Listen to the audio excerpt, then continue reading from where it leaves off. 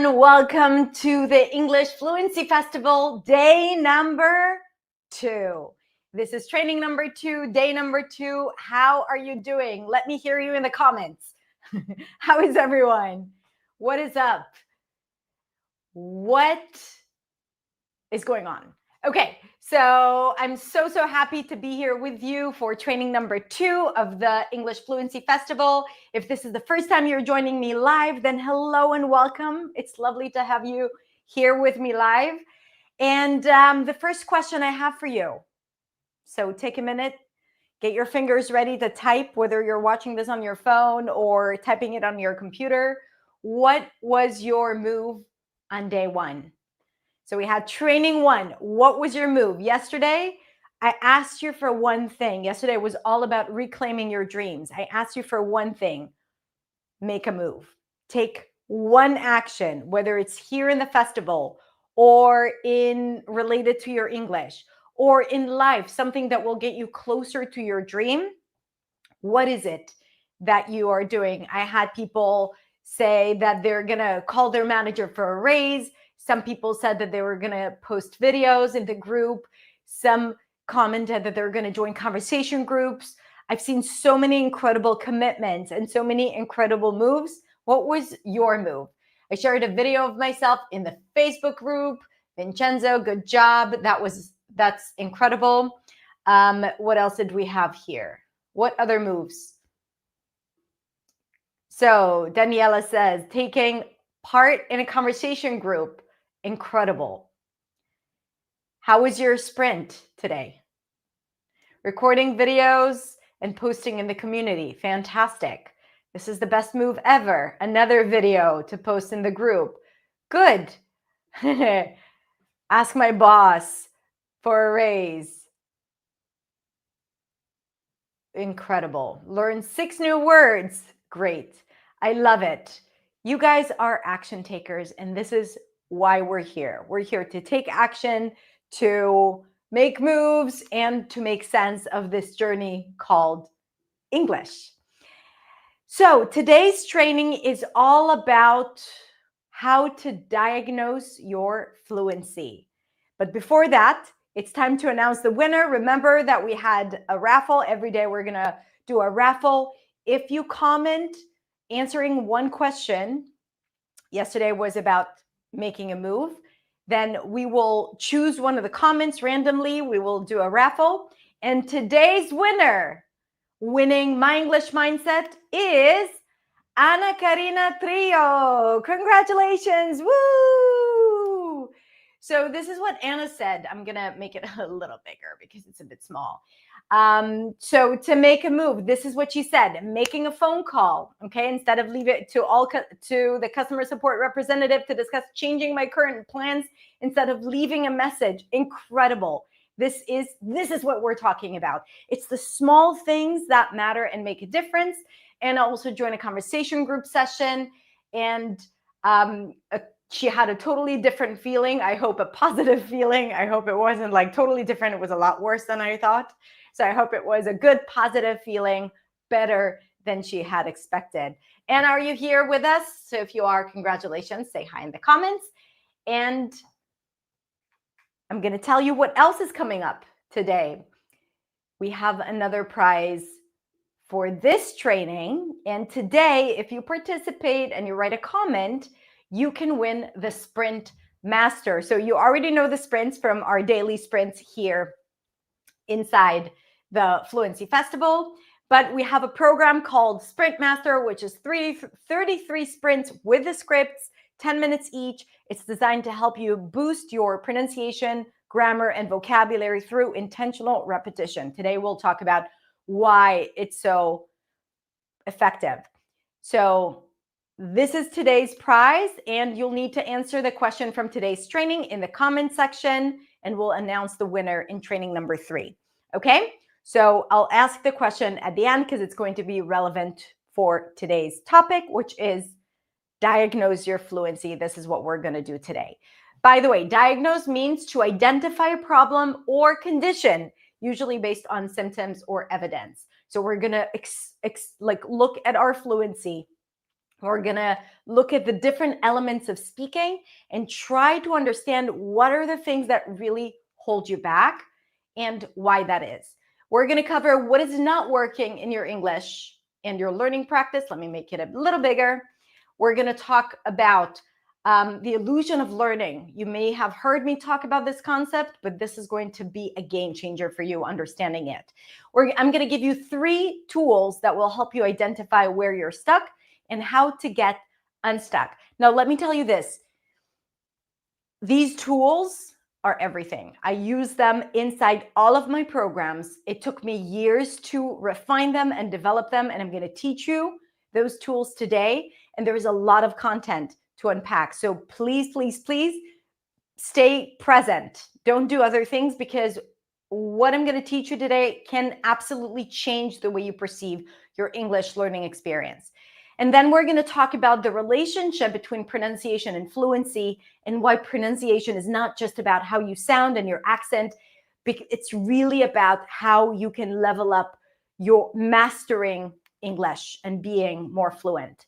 Now, I want to ask you first, before we start diagnosing and talking about all the things that don't work, let's start by asking, what does work? What is working for you right now in your English? I can start by saying you are able to participate in this festival, right? This would not have been possible without English. You are able to understand most of what I say, okay? That would not have been possible if you had not known, had not had a certain level of English, right? So now I want you to tell me in the comments, or if you're watching the replay, just write it down for yourself. Take a minute and think about what is working, because it's easy to think about all the things that don't work, but English is almost like I always like to personify English. It's like another identity inside of you. And if you only say shit about your English is not going to feel good. Your English is going to get offended. Your English is going to act up, and it's not going to do what you want it to do, right? So we got to be kind. We're going to be appreciative. We got to talk about all the things that do work before we go deep into all the things that don't work. Okay, Andres says, for me, talking out loud, watching English movies, shadowing works. Yumari says, listening to podcasts, practicing every day. This is great and nice. Okay, listen to podcasts. What else? Everything's working, but watching films in English. Okay, good. Everything is a lot. It's already incredible.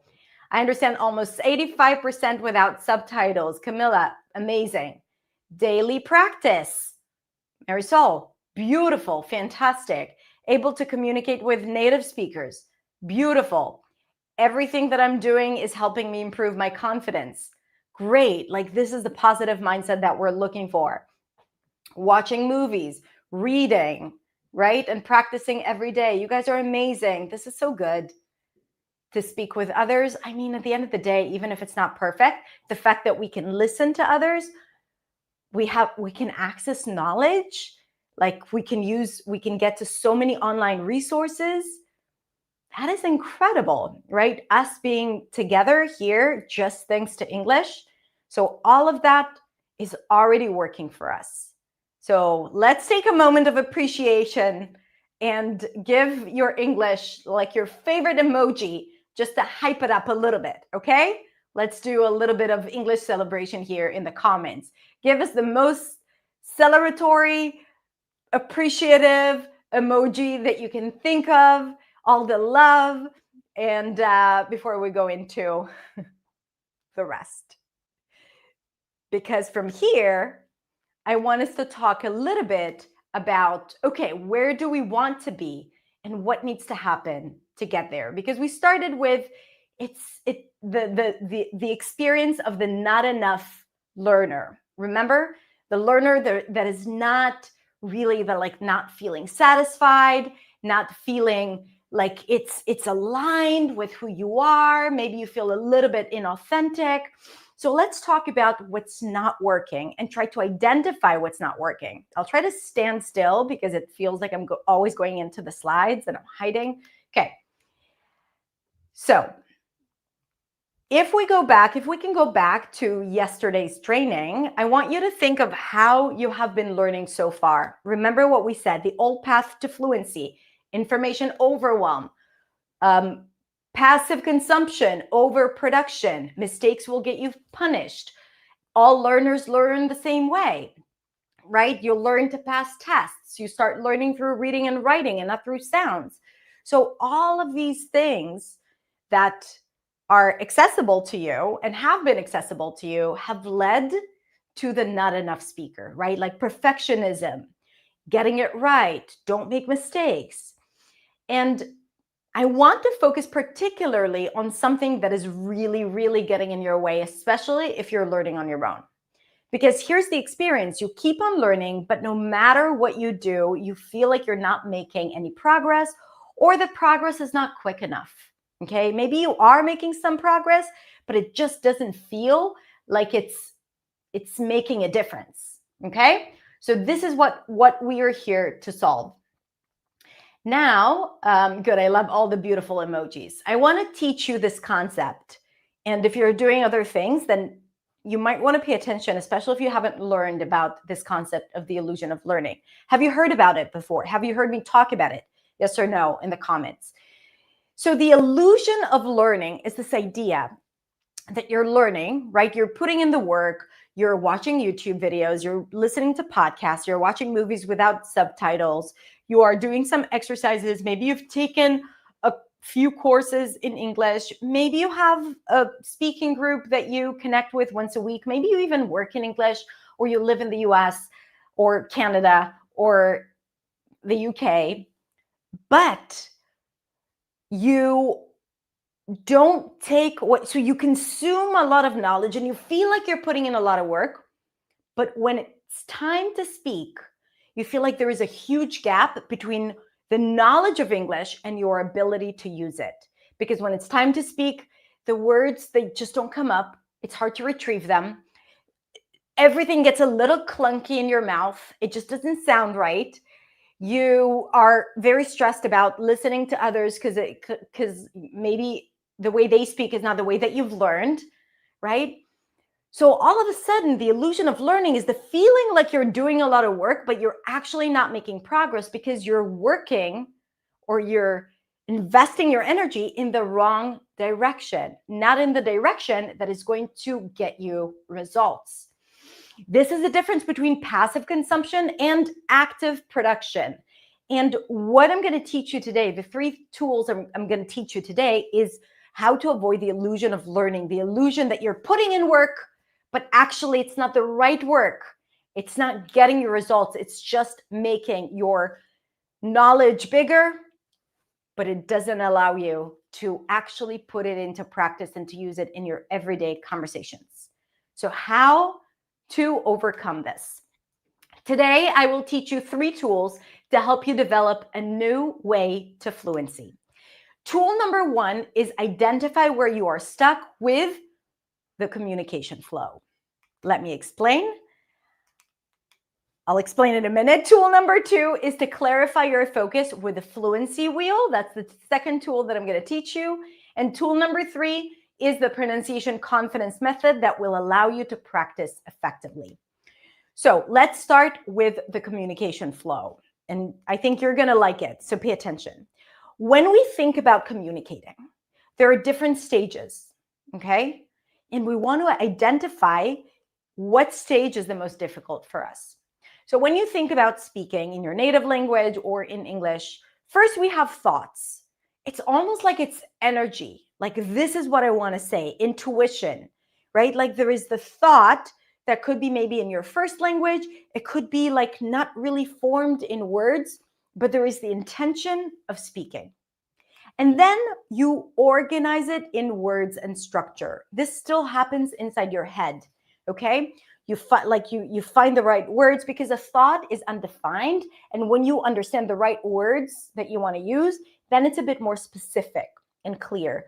So it's still getting structured in your head, how I want to say it. Is it a question? Is it a statement?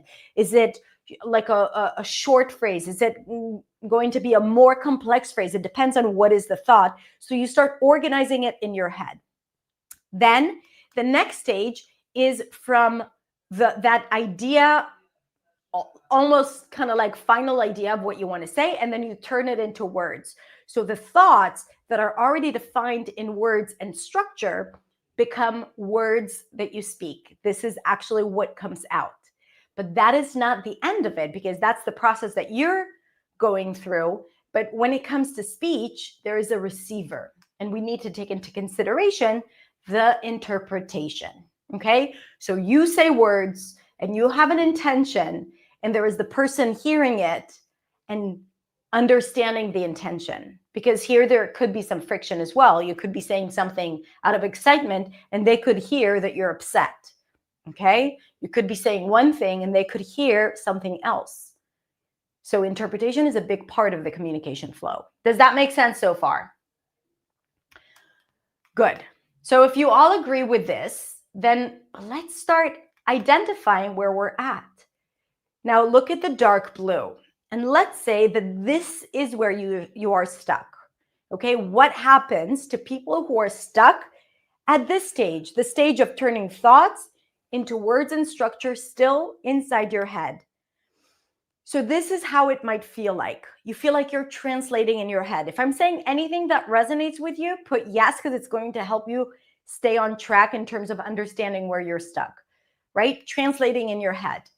Maybe I'm going to make it bigger because there's a lot of content here.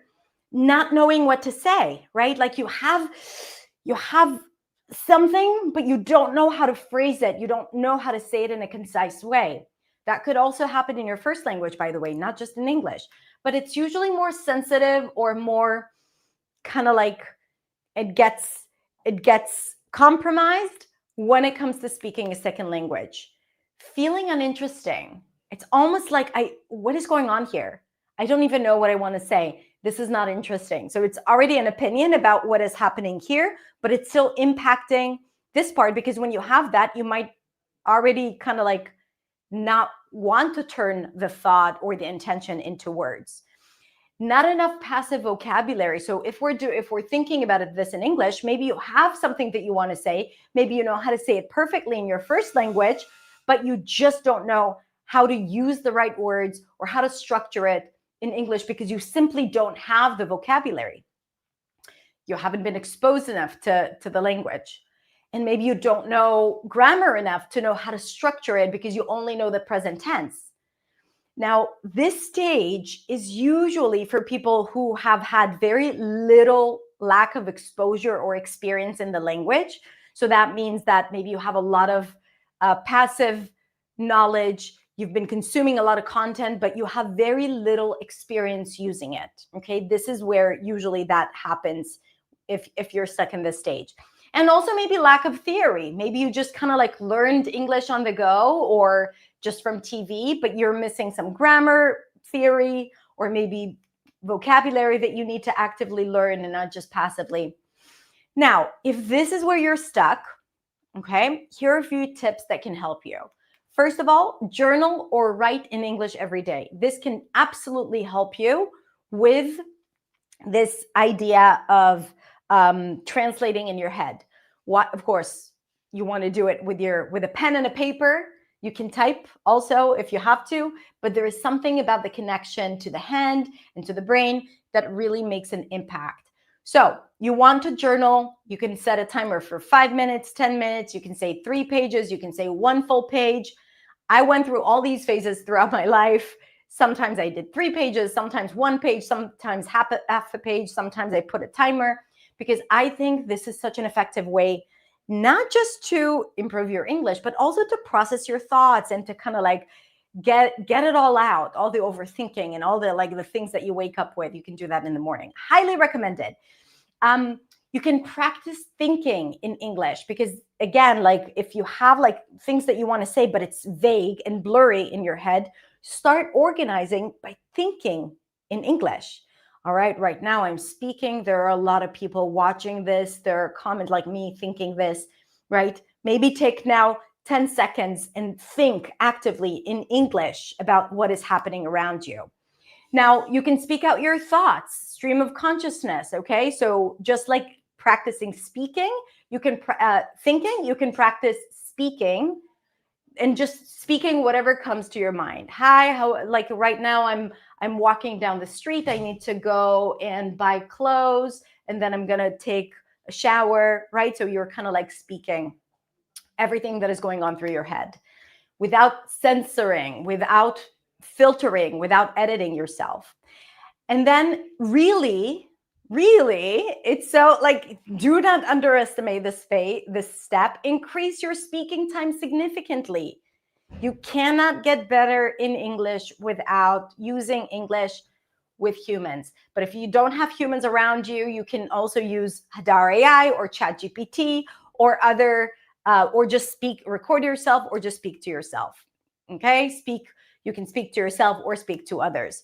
And if you record yourself speaking daily, there is something about you being engaged and recording yourself that makes a huge difference between you just speaking without recording and with recording. You can also listen back and give yourself feedback.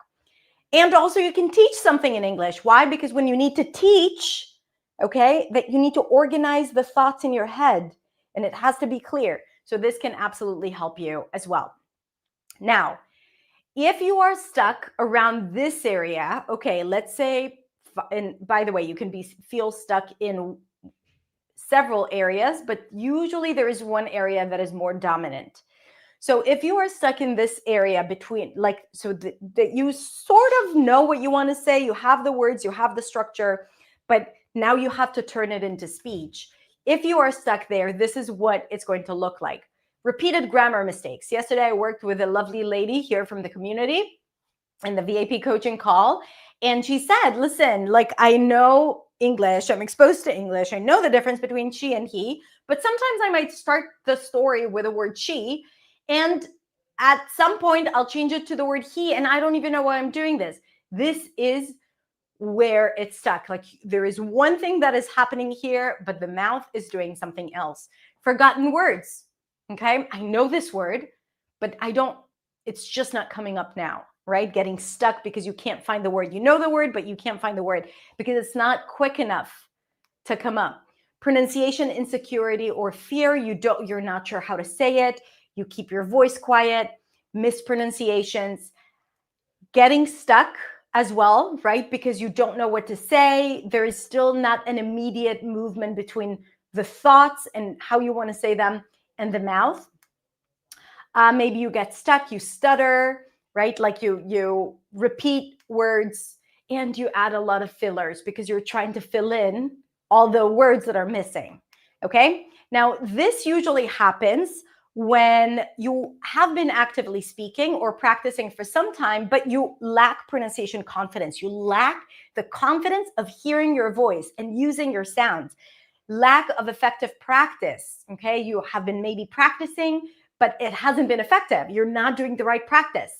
And sometimes it could also be mindset, which we'll tackle tomorrow, which is the fear of speaking, okay? Just like you're just afraid to speak, and then therefore you know what you want to say, it just doesn't come out, okay? Now, how to improve. You can build pronunciation confidence. That is another tool that I'm going to teach you today to improve pronunciation, grammar, vocabulary, and your confidence. Definitely mindset work, what we're going to do tomorrow, okay? And I want to say one more thing about this. There is a lot that goes into it. It feels like, yeah, it's just something that is on the way to speaking properly. No, like this part is the part that is often overlooked when it comes to any English training. Remember the old way to fluency? Because the old way to fluency was just about how to say the right things in the correct and most accurate way. And then the moment you know it in your head, there should be no problem for you to speak it. But this is really the challenge that people don't take into consideration. It's not that easy. It's not that easy to know what to say and then to have the mouth automatically produce what is happening here. And we need to work on that specifically. And this is the core of what I do and how I use pronunciation to help speakers become more clear, but also more fluent, because there is like that part that you need to transition from the thought to the speech that is never acknowledged. Okay, that is never acknowledged. People skip from thoughts from here. Wait, okay, now I have to go through all of this. People skip from here to speech and interpretation. I'm gonna take some questions in a little bit. So if you have any questions, now is the time. But people go from here to, I'll show you, to, just a sec, to here, okay? They go from, okay, if you, like, first of all, we have to fix thoughts to words and then speech to interpretation, okay?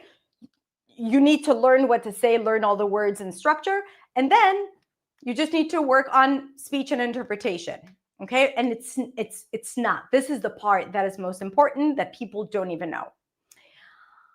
But I'm going to give you the tools to do that. And then we have that. This is where most pronunciation training and accent reduction work comes in, which we all also do that. I don't like the phrase accent reduction. I said that in a derogatory way because we don't do accent reduction. We don't do. There's like, you can't reduce an accent. Everyone has an accent. What we do is we give clear tools to speak English clearly and confidently with impact, because into sounds, like there are a lot of elements that go into sound. So I'm going to talk more about that. So speech to interpretation is once you immediately transition words and structure into your mouth and you say it, okay, now is more about how do you say it? What is happening here? And this is how you need to identify where you're stuck. So this is what it looks like. You may experience lack of clarity and mispronunciations, right? You don't even know, right? You're saying R instead of an L or a D instead of a TH. So this is the part where people hear a different thing than what you intend to say. Inconsistent tone of voice. So you might sound a little angry, but you're actually happy. Okay, that's just because you are not aware of how to use your voice. Maybe your voice is not expressive enough and it's a little monotone because you're bringing patterns from your first language. And maybe you say something and people don't get exactly what you mean because you don't put the stress on the right words, because what they expect to hear is different than how you say it. Not because there's anything wrong with you, it's just because it's different in your first language. Okay, so you're used to hearing, like people are expecting to hear, to understand a certain message, they need to hear these 3 words being stressed. And then you are stressing 6 words. Just because this is the pattern in your first language, then it would be harder for the listener to understand what exactly you're trying to say. So this is ineffective messaging. There is also voice shame, where you know what to say, you can move it into your mouth, but you are just embarrassed about how you sound. You don't like it. You cringe. You know, you have that cringe feeling. Do you know what I'm talking about? Where you are not willing to record your voice because you don't like how it sounds. If this, let me know if that's you, because I know this is big for a lot of non-native speakers using English, especially in the stage, right? Could happen in earlier stages as well, because obviously if you struggle with the first stage, it's going to impact the rest of the stages. But also, yes, like it's, and then because you don't like your voice, you don't want to hear it, so you rarely speak or practice. And of course, that impacts your fluency and your trust that you have in your voice. So you don't build trust. Now, this is usually more experienced speakers, because remember, like it's not about just moving the thought, the organized thoughts into words. It's already, that is happening, right? Like, so it's people that have experience using English, but they lack advanced speech work, pronunciation work, really like the nuances, prosody knowledge, content words versus function words, reductions, and all of that. Lack of vocal training, confidence, and confidence challenges. Now, the interesting thing about this is that here we're talking about your speech and the other person's interpretation, but I want you to look at it as if the interpretation is also yours, because the work that we do here also impacts how you understand others, because you learn to understand yourself through the ears of the others, and therefore you start understanding them better. Okay, so this work is very, very circular and holistic, which helps you both communicate confidently and understand others better. So how to improve this part? Building pronunciation confidence, and the tool that I'm going to give you definitely helps with that. Doing prosody work, doing pronunciation work, vocal work, understanding how your voice is structured. So for example, in New Sound, which is my pronunciation program, I had to add a section about the voice. It has nothing to do with English, right? But it has everything to do about understanding how you as a human being can use your voice in a way that feels like yourself, that feels authentic. Because even in our first language, and that is the sad part, even in our first language, we may have opinions about our voice, and we may have manipulated our voice to sound like something it is not. That is not healthy for our voice. So this is a part of being a good communicator and getting your point across. Mindset work, of course, about how to stay focused and how to stay present and how not to be afraid of creating more range in your voice. And also really identifying a deeper reason for why you say what you want to say, right? The meaning of why it's even important for you to communicate. And also make a move, taking action to make an impact. Because when you have a purpose and when you take action, it becomes less about how I sound, right? Did I pronounce the R? And more about, did I touch their heart? Did they hear what I had to say? Did I make an impact, right? You make it about them, about the listener, and not just about the nitty gritty, all the details of the pronunciation. Okay? Good. So now I want you to tell me, let me know in the comments here, where do you think you are stuck? Stage 1, thoughts to words and structure. Stage 2, words and structure to speech. Or stage 3, speech to interpretation. You can choose one stage or you can use more than one of the stages. And now I'm going to take some questions if you have any. I don't really like, yeah. So Rosella says, voice shame, that's it, right? Like that resonated, that concept, because I really don't like my voice while speaking English. It sounds fake, right? And if you don't experience it in your first language, then we need to explore why that is. What is changing? I'm going to talk more about that in training number 4. So where do you think you're stuck? So we have all stages. 3, we have 2, 3, 2, 1, 4, mostly stage 4.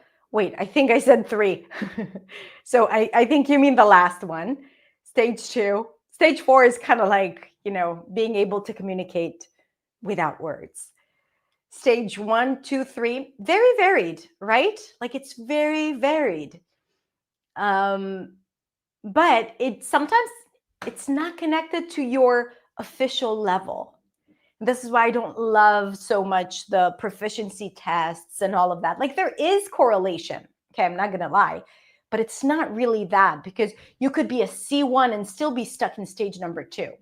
Okay, because you don't have a lot of experience, but on the paper you do, or you can pass like the oral exam, but it would be harder for you to have deeper and more meaningful conversations. Okay, so thank you so much for sharing that. Very, very valuable. So Michal is asking, does shadowing work for adults? 1000%. I think I use that in my programs all the time. And it's a method that absolutely works. I have a video about intentional shadowing that I recommend. So if you do shadowing, you want to be intentional about it. So it's not just like, let me just repeat it without thinking about it. Another question, how to improve my fluency? I'm more fluent in my mind. So listen, like if this is the question, I'm more fluent in my mind, it means that you are stuck between stage number 1 and 2, right? Like somewhere between, let me show it again. I think I can show you here, right? Between words and structure to speech, because this is fluent in my mind. This is the stage of you being fluent in your mind. This is the stage of being fluent with your mouth, that people actually hear you. And this is the stage of you being a speaker with impact, which is what we all want to be, right? And by impact, I don't mean a public speaker. I mean that you can communicate effectively, you can make people feel, you create rapport, which is like a sense of harmony and trust between speakers. We want that. Like, why wouldn't we want that? So this is kind of like, this could be fluent, or a little kind of like, this stage is kind of like, okay, here, if you're stuck here, then you may struggle with communicating. Here you can already communicate, but it might not have the same impact as you would want. Okay, good. So let's move on. I'm looking at some of the more questions. How to make my voice better, Julie? I will touch upon it a little bit in training number 4 about your voice. I do have quite a few videos about using your voice and why our voice changes. So either if the team can post them in the chat, or if not, then you can just go to my YouTube channel and look for voice and you'll find it. What's the difference between kids and adults when it comes to absorbing language? This is a good question. I think the main difference, and in a minute, we're going to go into tool number 2 that you are absolutely going to love. When it comes to kids, there is less of that judgment aspect, or there is less of that fear of mistakes that we've been conditioned to feel, unless they've already experienced that, right? And then they might be, but if I'm talking about really young kids that are just learning the language, they don't have a problem with making a mistake. They're just speaking. They have an intention and they are going to use whatever words they have to get what they need, right? So there is like that idea of freedom that adults don't have, because we need to be proper. We need to be okay. We don't want to be perceived as an imposter. So we have a lot more self-control and a lot more like a very strong critic in our brain that filters the language. So the move between the structure and speech is almost like, it's being filtered. It's getting resistance because of how we think about it, because of fear, because of negativity. So I think that this is the main thing. How are we going to perceive, if I do the sound, it feels so weird, or it doesn't sound like myself, or people are going to think I'm faking it. Kids don't think that. You tell them they'll do You tell adults they'll start interpreting the sound and say, no, it's or right? So like we are already in our head so much that it impacts our experience learning through sounds and speaking freely. Okay. Next up, I'm going to teach you tool number 2, how to clarify your focus. Again, this is a tool that I've been using to teach my students. I've also talked about it in my video. So if you know this is a good opportunity to explore it again. The fluency wheel. The fluency wheel is really that idea. So this is for the stage between words and structure to speech, and between speech to listening. Like, this is for you to understand what to focus on when you want to practice. Okay, let's say you've identified that you're in stage 2. Now you need to say, okay, but what do I need to improve? Where do I need to focus on? The fluency wheels shows you 6 pillars of fluency. Speaking fluency, not just proficiency in the language. Speaking fluency, I eliminated writing from this concept. And you want to be equally strong in all of them, because let's say you have 10 for grammar, you would rate yourself as 10. You kind of like give yourself, you rate yourself on a scale of 1 to 10. And let's say you give yourself 10 for grammar, but 1 for comprehension, you're going to struggle communicating with others. It doesn't matter that your grammar, you have 10 grammar knowledge, right? If your pronunciation is 1, but your confidence and mindset is 10, which is great, good for you, you're going to speak, but there's going to be friction in the conversation because people are not going to understand you. Okay, so the idea is that you want to be equally strong. They don't all need to be a 10. They don't all need to be an 8, but you want to identify what is a 2 if the rest are 6. Okay, the pillars are grammar and syntax, right? Like just knowing the rules, the tenses, how to structure, how to be accurate, right? Prepositions, all of those things. Comprehension, being able to understand different speakers with different accents as well. Speaking time, this is critical because it's actually how much time is spent of you actually speaking and not just consuming. So it can balance the illusion of learning. Active vocabulary. Active vocabulary means words that you know and use, and not just words that you know. Okay? That's the difference between passive vocabulary and active. With active vocabulary, it's quick. You can retrieve the word house, cat, great, outrageous, funny, versus maybe words that you rarely use. But if you were to hear them in a conversation, you'd be like, oh, I know what that means, right? So the level of your active vocabulary. Confidence and mindset is the mindset work that we put in. Again, it's inherent to fluency work. If you don't deliberately work on building your confidence, then taking into consideration that you don't give yourself a 10, then it's going to be hard for you. No matter how much you improve all the other areas, it's going to be hard for you to improve there. And of course, pronunciation, making sure that what you say is clear and understood. So based on that, give me 1 or 2 pillars that you feel are the weakest for you. What are 1 or 2 pillars that you feel are the weakest for you? I'm going to give you a second.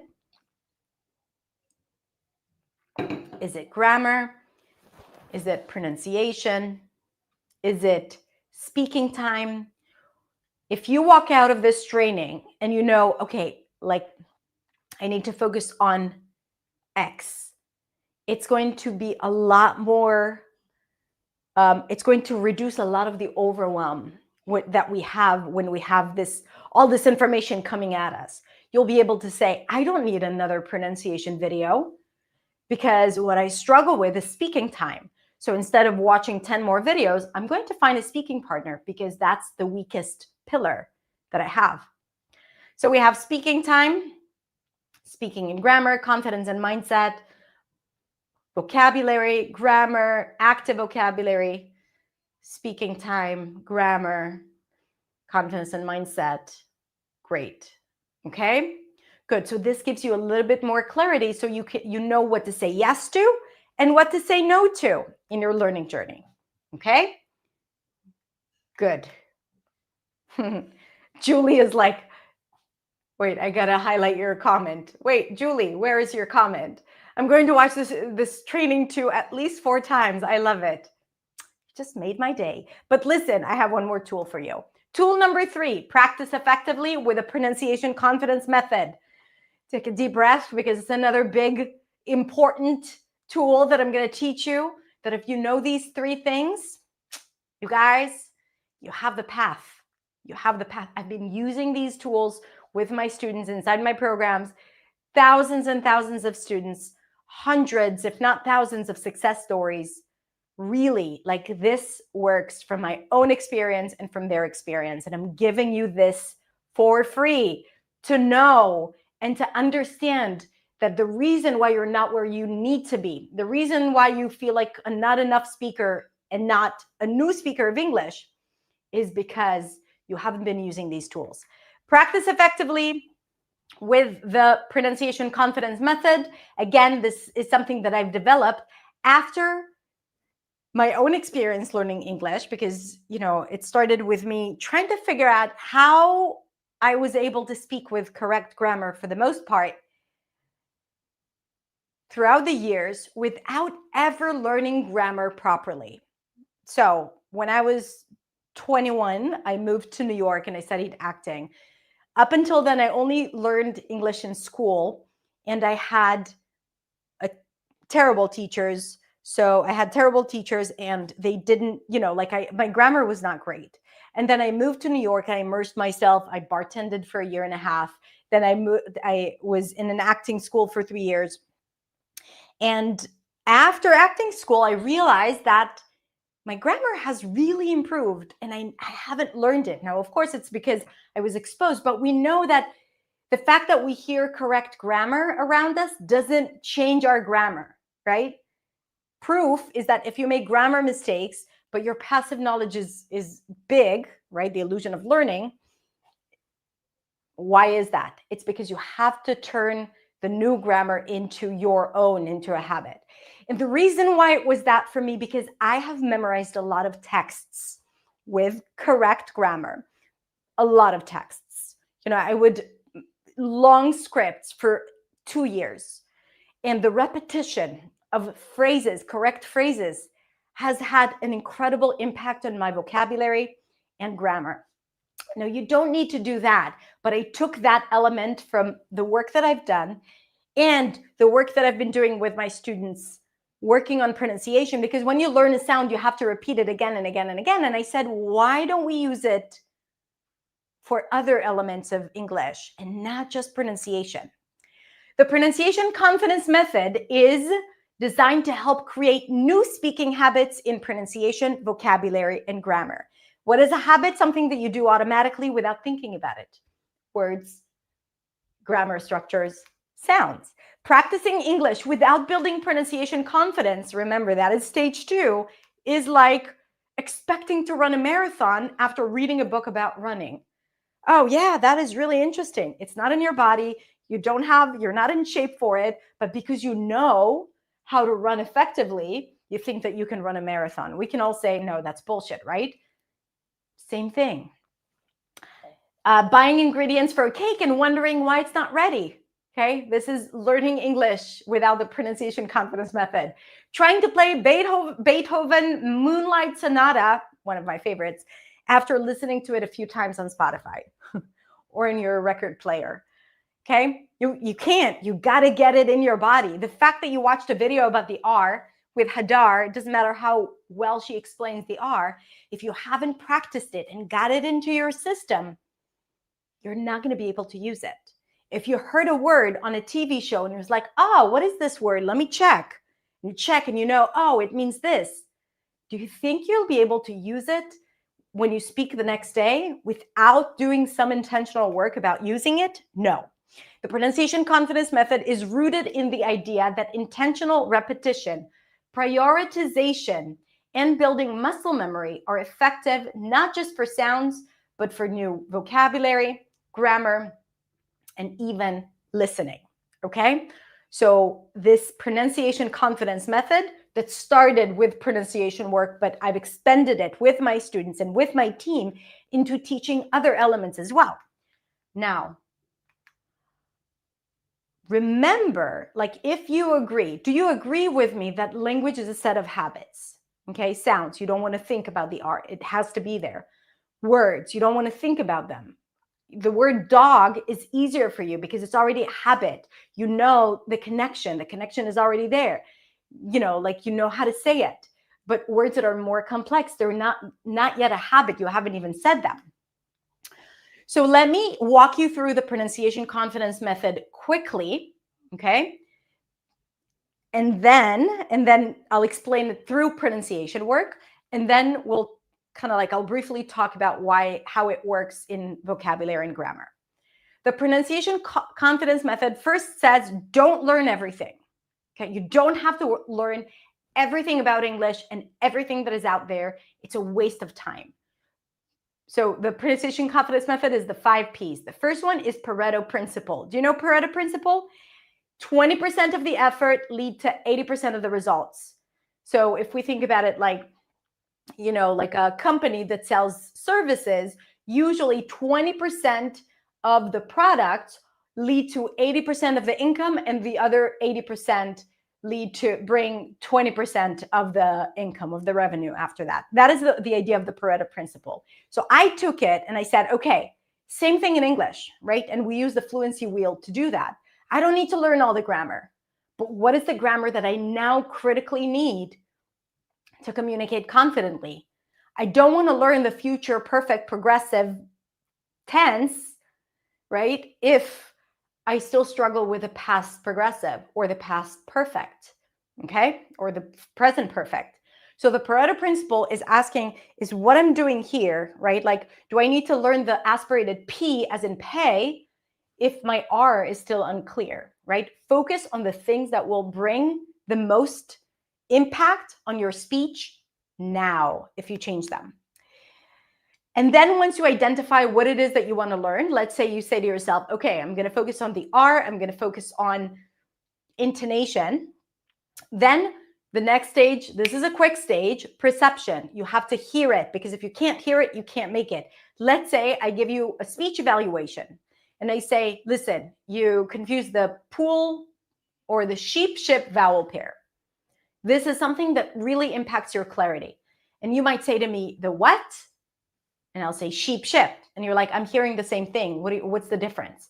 Right? If you can't hear it, you can't make it. Then I'll have to explain sheep, tense E, do you hear it? Ship, lax I. It's not cheap sheep. Sheep, ship. And we'll practice it a little bit, and then it clicks, and then I hear it. We can move on to the next stage. The next step is pronunciation, being able to produce it, to know how to say it. Okay? Because you can hear it, but then your tongue might go back to your old habit, sheep, sheep. No, we need to push the tongue forward. We need to pull the lips to the sides. We need to drop the jaw for the I, right? So that's the next step until you get it and you can do it on command. Then that's where we build the habit, repetition, repetition, repetition. When I teach a new sound in my programs, it's usually, okay, first, can you hear it? Then, can you pronounce it? This is exactly what you need to do to pronounce it. This is what you do, and then you're going to mispronounce it. And then drill it in words, phrases, and sentences just to build the habit. You cannot escape it. This is a must. We do it in a fun way, interactive, but still, it's a must. And then that is also a stage that is often overlooked, which is practice with intention. This is where you take the repetitions and the drills and all of that, and you go into free speech, and you just focus on getting that one sound right. Let's say it was the R. You want to focus on always pronouncing it correctly when you're speaking about your day or when you're speaking about something. Usually you want to do it on your own so no one is listening. Now, the pronunciation confidence method is relevant for pronunciation, of course, but also for words. You know, if we think of perception, right? Pareto principle. What are the words that you actually need, right? Not those fancy words that no one uses, right? Can you hear the difference and understand how it's different than how you would use it in your first language, or how it's different from other words? Do you know how to say the word in a clear way and that you're not mispronouncing it? And then you want to repeat it so that the word sits in your mouth. This is the practice, repetition. And then you want to use it intentionally when speaking. Okay, so you want to talk about a topic that will require you to use the vocabulary. Same thing with grammar. What are the grammatical structures that you're struggling with? Okay, do you understand where your brain goes when it comes to the present perfect? Because you don't have perfect tenses in your brain, right? So on and so forth. Then you make sure that you know how to pronounce the structure. Then you want to practice it in repetition, right? You want to repeat it again and again, and then you want to use it intentionally. So this works. The 3 tools that we covered are your way. It's the new way to fluency, your way to take effective, specific, and clear action. First, you identify where you're stuck with the communication flow. So you just start to have an understanding of how everything works. Then you want to get specific with the fluency wheel. Okay, let's not do everything at the same time. Let's focus. And when you choose grammar or vocabulary, you use the pronunciation confidence method to practice and not just watch more videos or do more exercises. Now, here's how pronunciation and fluency connect. And with that, we're going to end, and I'll answer some questions. And again, I'll tell you what is the daily question for the raffle. So pronunciation, this is how pronunciation and fluency connect. First of all, you've seen what I told you about the pronunciation confidence method that comes through this act of repetition, because pronunciation is the one element that requires you to use English out loud. on like grammar, for example, or vocabulary. So the wrong reasons, and this is like the false perception of why we use fluency. Okay, the wrong reasons why people learn pronunciation, not the ideal reason. They believe that sounding native immediately grants fluency. That is not true. You can learn pronunciation. I'm proof in Spanish. I have a great accent in Spanish, but everything else is far from being great, right? So I could say a sentence in a way that is perfect and someone would start like a fluent conversation with me, but no, I am not fluent. And I have many, many pillars that get a very low score. So sounding native does not grant fluency. There is a lot of work that you need to do. And sometimes it even creates this frustration because people expect of you to sound fluent, but it's not aligned, so you feel like an imposter. They believe that their success is dependent on how they assimilate and not sounding foreign, especially for immigrants. Now, I know this is a societal problem. There is prejudice. People might look at you differently if you like when they hear that you don't sound like them. I'm going to tell you even more. Sometimes even if you do sound exactly like them, but you look different, or they know that you're from a different place, they will really fight hard to understand where you're from and how to kind of like single you out and say, no, but you're like, I got it. I just had a conversation with an actor student. I'm helping him prepare for a movie. And he's like, and he's done such incredible work on his American accent. And to me, it's like, there are points where I'm like, I don't have any notes for you. And because they know that he's not an American, they might always say, well, this, and I hear that, just because they know that. And there has been research that people who look different, they sound different to others, even though they may sound just like them. So we experience that, but that is not the reason to do that because of what other people think. It's really about how you are able to express yourself. Because you think that an accent means that you're not intelligent. So there is a belief around that, right? If you have an accent, then people are going to think you're not intelligent. That's a limiting belief that is not helping. They don't want to be singled out and be asked, where are you from? I know it's really annoying for a lot of people. I always talk about it as microaggression. It's kind of like, it's like being aggressive without being aggressive. It's very passive aggressive. Like, oh, where are you from? Because you don't sound like me, because you don't look like me. So people don't like that. So they do everything that they can to change how they sound. And they strongly believe that sounding native is better, that hierarchy, that perception that native speaker is the ideal and everything else is not. But what is native speaker to begin with? There is no one native accent. What I teach is general American, and I'm going to keep teaching it because it's a very organized way to teach sounds and very clear. And it's optimized, the optimized production of sounds. But still, not a lot of people speak like that. Received pronunciation is, in British English, is spoken by 5% of the population. So that is not the right reason.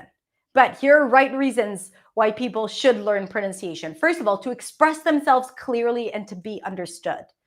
Do I get an amen for that, right? Do we want to express ourselves clearly and be understood? If yes, this is a good reason because pronunciation offers you not just clarity, but also fluency. To understand others better. Like I said, when you work on how you sound to others, you understand how others sound to you. You get reductions, you get everything, like you understand the nuance, you understand tone of voice because you have practiced it yourself. And also to build confidence and simplify the speaking process, right? Because there is less friction, you invest less energy when you work on understanding how to optimize your sounds. And when you invest less energy, you have a better feeling communicating. It doesn't feel heavy. It doesn't feel like you're straining or working very hard. To create ease and effortlessness in their speech, right? So we don't feel like we're working hard. It's just smooth as honey. Smooth but gooey, so maybe it's not a good example. And to effectively build the foundations for the pronunciation confidence method. So for example, when I teach like in New Sound, so we have like stages to it. So we first work on pronunciation, and through pronunciation work, you implement the pronunciation confidence method so that when you get to do that later on in grammar or vocabulary, you already know how to do it because you've implemented it with pronunciation. You become familiar with those repetitions. Again, the sprints that you have access to are based on the pronunciation confidence method.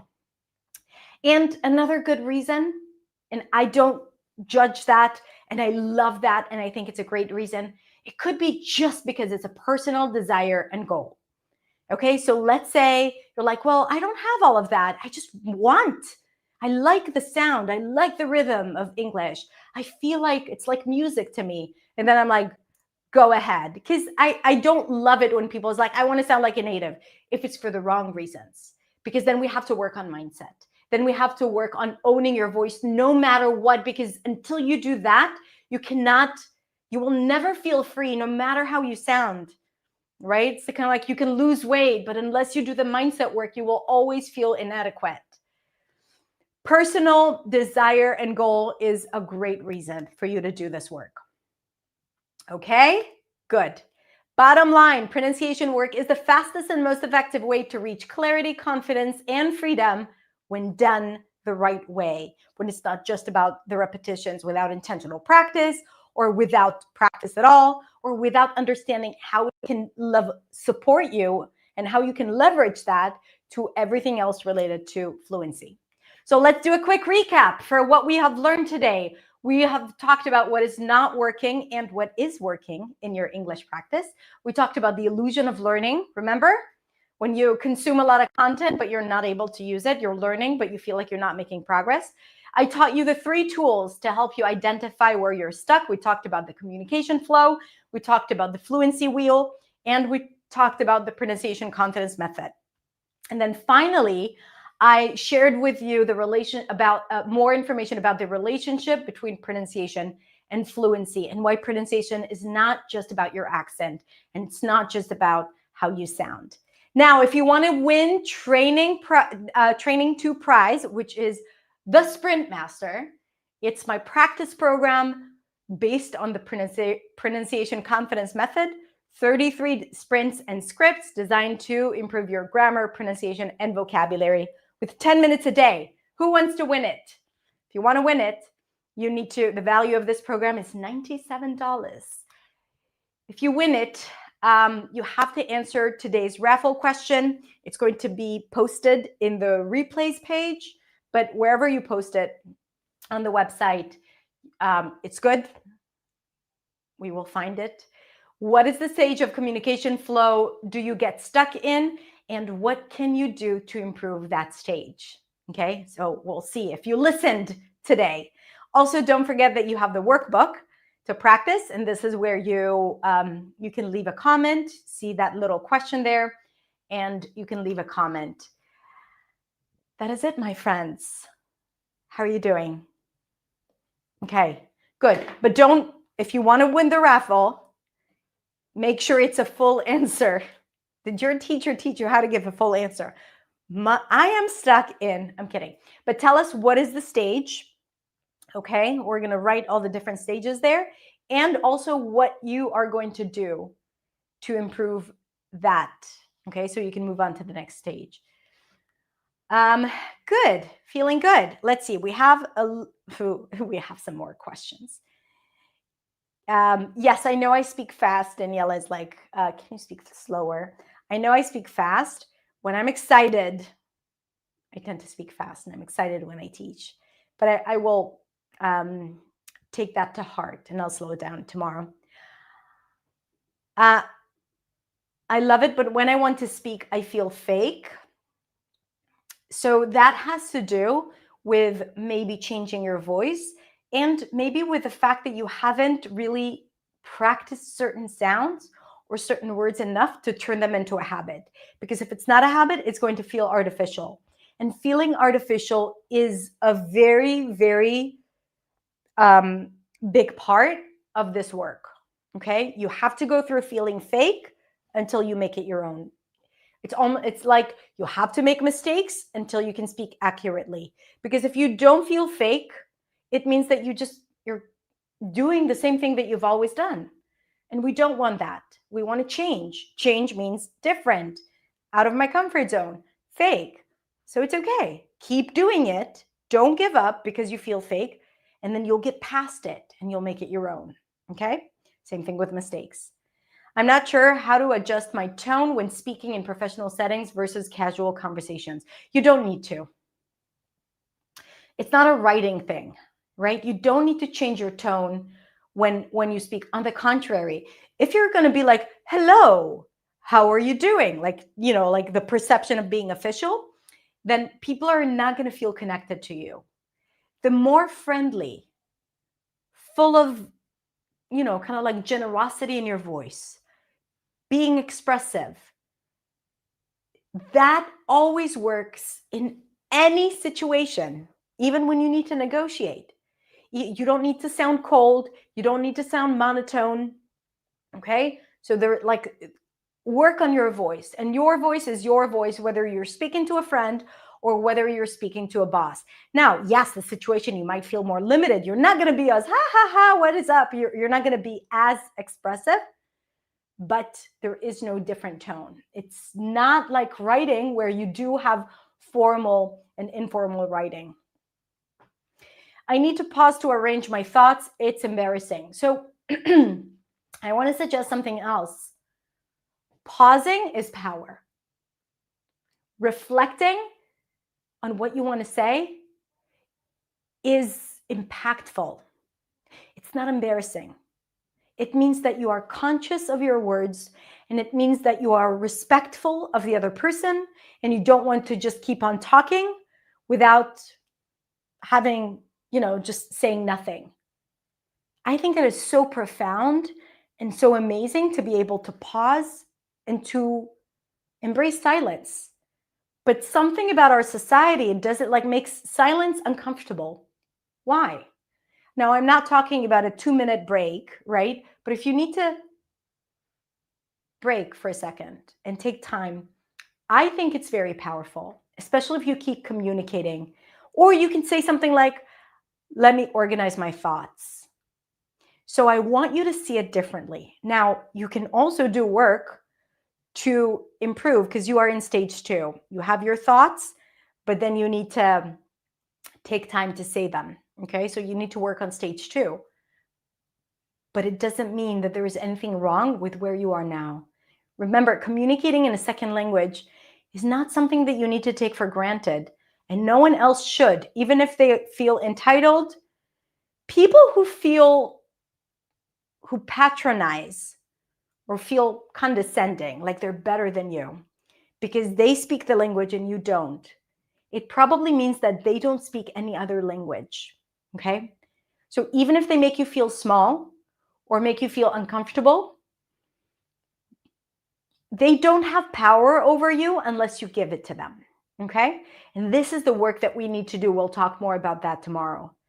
But it doesn't mean that it's true. It doesn't mean that you are not worthy. And it doesn't mean that it needs to change anything about how you show up in English. So if you need to take time to reflect, if you need to repeat what you said because it wasn't accurate, you take the time. I have all the time in the world, okay? Just change that perception that people have no patience for you. Do you think that memorizing text is effective? To a degree. So I think that it's effective just like shadowing is. So right now I would do shadowing because it's easier and it takes less time. Memorizing. So in my course, students memorize texts as well, right? But I think that the production at the end of the day is the most impactful, okay? So you can shadow and memorize all day, but you also need to work on taking the language and producing it and saying it, creating the language. Okay, I feel that conditional, Beatrice says, I feel that conditionals are so hard to integrate in daily conversations. So let's think about the pronunciation confidence method. Conditionals, Pareto principle, are they important? Yes. There are 4 mixed, there's conditional 0, conditional 1, conditional 2, conditional 3, and there are mixed conditionals. Are they all equally important? No. You probably need 1, 2, and 3 the most, probably 0 as well. Okay? You don't need mixed conditionals if you're still struggling with the most basic one. Okay? So that's the Pareto principle. Do I even need it? Yes. Do I need all of them? Probably not. If you don't even know what those are, then probably you don't need them, right? And then perception. Do you perceive the difference between how it's structured in English and how it's structured in your native language? Because this is where the gap is. For example, if you don't have conditional number 2, do you perceive what it is, what it means, what it's trying to tell you? Okay. Why do we use it in English? So that is the perception part. And then saying it, right? Like you practice the structure. If I won the lottery, I would travel the world. If I won the lottery, I'd travel the world. So there is like some kind of a structure there that you can say again and again. And then you want to practice it. You create lists. Guys, use ChatGPT to create your practice resources. It's amazing, right? AI can help you really improve, boost your practice. So you create a lot of sentences and then you say them out loud. And then intentional practice. Okay, so you want to speak about something, making sure that you use that conditional sentence that you're trying to learn. This is how you use the pronunciation confidence method. I know it sounds like a lot of steps, but other methods, they take longer. It feels like you're learning it, but then you're not using it. But if you follow those steps, you will use it. So it's better to invest a little bit more time here than just to learn it, to think like you know it, and then to always feel not good enough because you can't use it. Then what's the point?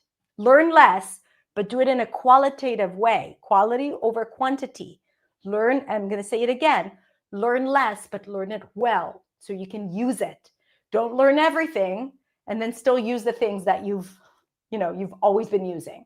Grammar, vocabulary, et cetera, et cetera. How do you use scripts to make words come spontaneously? The answer is you don't. So scripts will help you with pronunciation, with understanding grammar, learning new vocabulary. But the one thing that will help you speak spontaneously is speaking spontaneously. So you need to produce the language. You can do it on your own. You can journal. You can speak to others, but you won't be able to do it learning sprints. Andres says, I don't have anybody to practice with. How can I improve? Who wants to be Andres' speaking partner? Let us know. Andres, raise your hand in the chat and then make connections, find a speaking partner, join conversation groups. If you have good chemistry with one of the speakers, be polite and be like, would you like to be my speaking partner? And then you make speaking partners. I believe in you.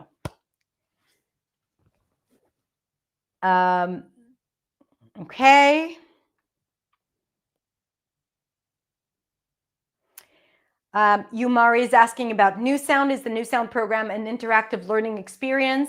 Specifically, does it include classes with coaches combined with virtual learning materials? Yes, that's what it is. So you have the learning materials, which is New Sound Core, and then we have the live experience, which includes a lot of coaching, live sprints, conversation groups over the course of 12 weeks. So yes.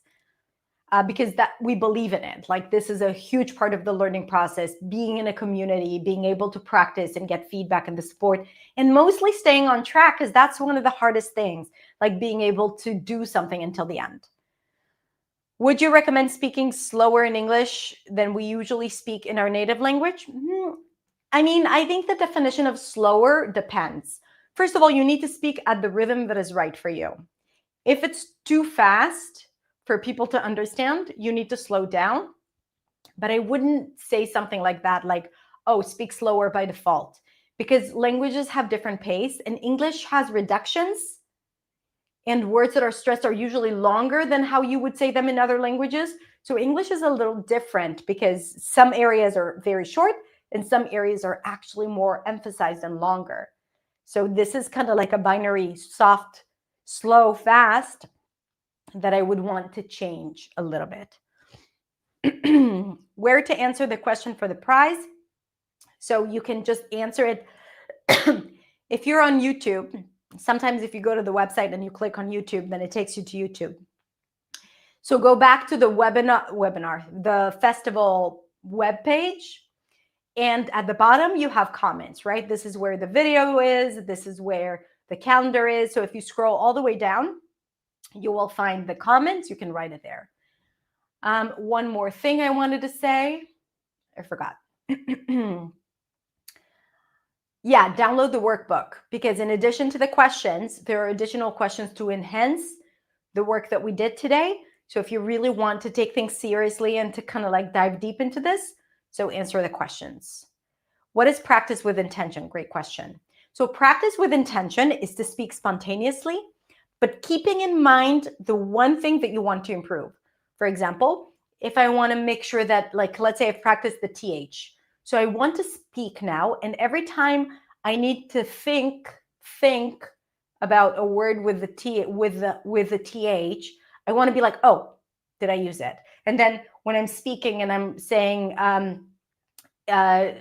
it's the 3rd of July, and I was like, oh, I didn't pronounce the TH. It's the 3rd of July, right? So you speak, but there is a part of you that pays attention and it's like TH, TH, TH, TH, right? Same thing with words. Let's say you want to learn the word magnificent. So you start speaking. I went last night to a concert, and in your head, you're like, I need to use the word magnificent, right? And I went to a concert and it was such a magnificent show. Okay, that is intentional practice where you kind of like, you don't prepare, you kind of like bring the sort of fluid speaking into, and you connect it with planned speaking. Okay.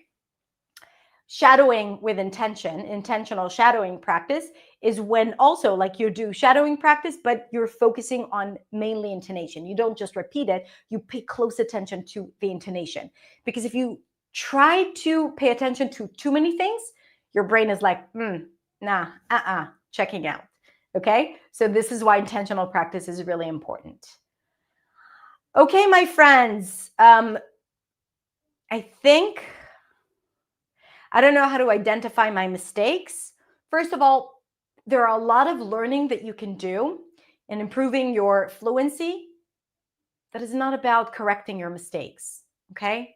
So speaking out loud, let's say you speak with mistakes, but you're working on making this connection between the words that you have here to your mouth. This is more important than always getting it right. This is why I'm saying, like, let's get past this idea of I'm making mistakes. Okay, fine, we all make mistakes. When you move further along and you feel more free and you can express yourself more freely, yes, this is where you're like, okay, I still need to work on my grammar because I make mistakes there. Where in grammar do I make mistakes? Oh, conditionals. Let's fix that. Then you become more focused on the things that you need to fix, and then it's easier. If you're like, I need to fix all my mistakes, where do you even start? So feedback is not always the best thing for your English, okay? You're already criticizing yourself enough. You don't need another action that will prevent you from speaking freely. However, if you are at a point where like, okay, but now I want to practice conditionals and I want to know if I'm doing it correctly, ChatGPT can help you with that. If you have VIP access or you're in one of my programs, Hadar AI can help give you feedback on your grammar and vocabulary, okay? So, but not all the time, only when you're focusing on getting something right. Okay, my friends, Gina's asking, what is shadowing? I have a lot of videos on YouTube teaching you shadowing, so you can go ahead and check that out. I'm gonna let you go, you guys. Thank you so much for your participation. You guys are incredible. I have so much love for you and appreciation. Really, I admire you for doing this, for showing up, for being active. I do not take it for granted. I know what it's like, and I know that you're doing your best. So I just want to say thank you. And I think that all the people here will say thank you to you as well. And you will say to them, because it's so much more fun when you're around this incredible, incredible group of people with all these emojis. Okay, have a great day. And I will see you in train next week, training number 3. And then after that, training number 4. So use the weekend to implement. I'm going to be in the group. If you're in the Facebook group, make sure you comment to get into the raffle. Have a beautiful, beautiful day, and I'll see you next week in the next training. Bye, everyone.